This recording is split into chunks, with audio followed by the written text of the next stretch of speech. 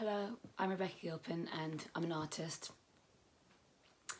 I have been dealing with depression and anxiety for pretty much since I was a child now. I guess depression came when I was like 13, anxiety maybe like 6, 7 years old, very young. But I've only really kind of learnt how to cope with both of those two things during lockdown because there was so much time. And I'm gonna just give you guys a sort of run through of what helps me out basically. So firstly, you have to remember that you're not the only person going through it. Everyone goes through something like this in their lifetime, and it's usually the people that you never expect to have anything wrong with them are usually the ones who are suffering too. So you might look at someone and think that person's got their whole life together, wow, look at them. But inside you don't know how they're feeling, they could be going through hell.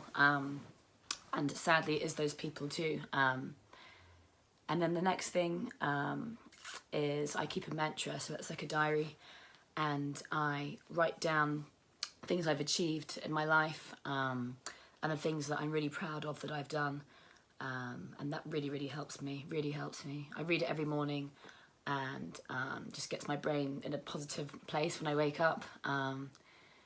And then for anxiety, I sort of do breathing techniques and meditations, I guess. So on YouTube, I just type in 15-minute breathing technique or something like that. And I never do more than 10, 15 minutes. I'm quite impatient with them, but they do really work. They do really work.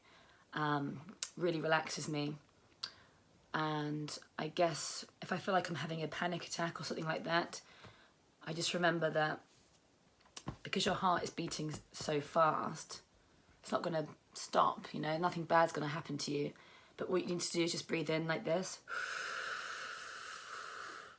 Hold it at the top, so you breathe in for 5 and then you breathe out for 5 seconds as well. And it sort of just brings your sort of heart rate down, basically.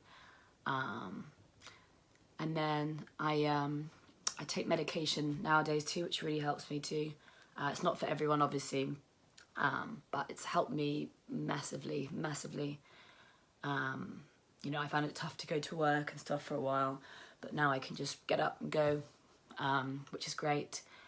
And if you can speak to someone professionally, rather than just your friends and family, then I definitely would recommend it. There's a really good NHS service that, people volunteer and speak to you, and that's helpful.